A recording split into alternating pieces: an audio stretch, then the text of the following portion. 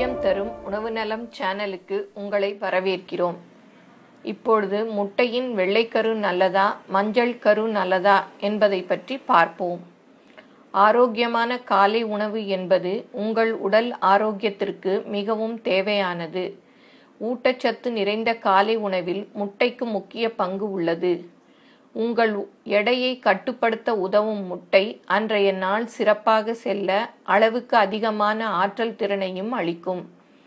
ஆனால் எது சிறந்தது, முட்டையின் வெள்ளைக்கருவா அல்லது மஞ்சள் கருவா? ஊட்டச்சத்தின் மீது அக்கறை கொள்பவர்கள் வாக்குவாதம் செய்வதற்கு இது ஒரு பொதுவான விஷயமாகும். முட்டையின் வெள்ளை மற்றும் மஞ்சள் கருவில் இருக்கும் ஊட்டச்சத்தின் மதிப்பு என்ன? காலை உணவில் முட்டை சிறந்த உணவாக விளங்குகிறது. அது மட்டுமல்லாமல் சுவைமிக்க உணவாகவும் உள்ளது. ஆனால் முட்டையின் மஞ்சள் கருவை உண்பதில் பலருக்கும் தயக்கம் இருக்கும். காரணம், அவை உடல் எடையை அதிகரிக்கச் செய்து கொலஸ்ட்ராலை அதிகரித்துவிடும் என்ற பயமே. உடல் எடையை குறைக்க உதவும் மிகவும் சிறப்பான இந்திய காலை உணவுகள். ஆனால் சுவைமிக்க மஞ்சள் கருவை ஒதுக்கி வைத்தால் அது நீங்கள் செய்யும் பெரிய தவறாக போய் முடியும். இருப்பினும் முட்டையின் வெள்ளை கருவில் கொழுப்பும் கலோரிகளும் குறைவு என்பதையும் தெளிவுபடுத்த விரும்புகிறோம். ஆனாலும் மஞ்சள் கருவில் பல ஊட்டச்சத்து பயன்கள் அடங்கியுள்ளது. அது உங்கள் மூளை மெட்டபாலிசம் மற்றும் நோய் எதிர்ப்பு சக்தி அமைப்பிற்கு உணவாக அமையும். முட்டையின் வெள்ளைக்கருவில் கலோரிகள் குறைவாக இருப்பதால் அவை கொழுப்பை விரும்பாத நபர்களுக்கு சொர்க்கமாக விளங்கும். முட்டை என்பது கூடுதல் கலோரிகள் கொண்ட உணவு அல்ல. ஆனால் அதன் மஞ்சள் கருவை சற்று எடுத்துவிட்டாலும் கலோரிகளும் சிறிதளவு குறையும். அதனால் ஒரு முழு முட்டை மற்றும் 2 முட்டைகளின் வெள்ளை கருக்களோடு சுவையான ஆம்லெட் செய்து உண்ணலாம். 3 முழு முட்டையுடன் ஒப்பிடுகையில் இது சிறந்த தேர்வாக விளங்கும்.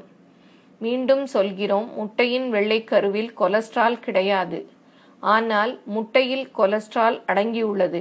ஆம், மஞ்சள் கருவை நீக்கிவிட்டால் ஒட்டுமொத்த கொலஸ்ட்ராலும் அதனுடன் சேர்ந்து நீங்கிவிடும். உடல் ஆரோக்கியத்தில் பிரச்சனைகள் உள்ளவர்களும் வயதானவர்களும் இதை கடைபிடிக்கலாம்.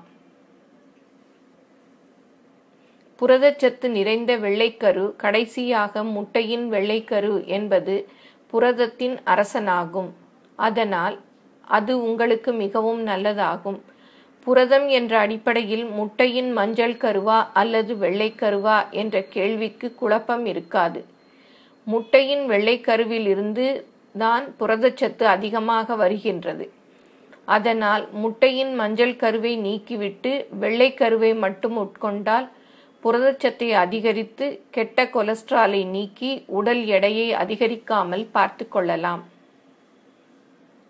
வைட்டமின்கள் என்று வரும்போது முட்டையின் மஞ்சள் கருவில் வெள்ளைக்கருவை விட அளவுக்கு அதிகமான வைட்டமின்கள் அடங்கியுள்ளது. அதை நம்மில் பலரும் உணர்வதில்லை. ஒரு மஞ்சள் கருவில் B6, folate, B vitamin, B12, A, T, E மற்றும் K வைட்டமின்கள் அடங்கியுள்ளது. இவைகள் முட்டையின் வெள்ளைக்கருவில் இருப்பதில்லை. இயற்கையாகவே விட்டமின் D அடங்கியிருக்கும் அரிதான உணவுகளில் முட்டையின் மஞ்சள் கருவும் ஒன்று என்ற செய்தி உங்களுக்கு சுவாரஸ்யமானதாக அமையும். இரும்பு சத்து நிறைந்த மஞ்சள் கரு. ஆம், முட்டையின் மஞ்சள் கருவில் கொலஸ்ட்ரால் இருப்பது உண்மைதான். ஆனால் அதில் வைட்டமின்களும் கனிமங்களும் கூட அடங்கியுள்ளது. இது உங்கள் உடல் செயற்பாட்டிற்கு தேவைப்படும் முக்கியமானவையாகும். முட்டையின் வெள்ளை மற்றும் மஞ்சள் கருவில் 13 வகையான கனிமங்கள் உள்ளது.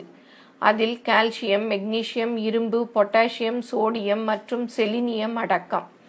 இதில் அதிகமானவை முட்டையின் மஞ்சள் கருவிலேயே உள்ளது. உதாரணத்திற்கு 90% கால்சியம் முட்டையின் மஞ்சள் கருவில்தான் உள்ளது. அதேபோல் 90% இரும்பு சத்தும் கூட முட்டையின் மஞ்சள் கருவில்தான் உள்ளது. மிகவும் ஆரோக்கியமானது முட்டையின் மஞ்சள் கருவா அல்லது வெள்ளைக்கருவா?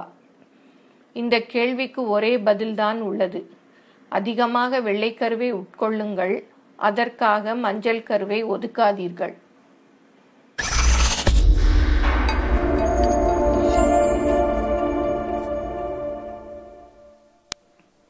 எங்களது இந்த பதிவு பிடிச்சிருந்தா லைக் பண்ணுங்க. இது பிறருக்கு பயன்படணும்னா ஷேர் பண்ணுங்க.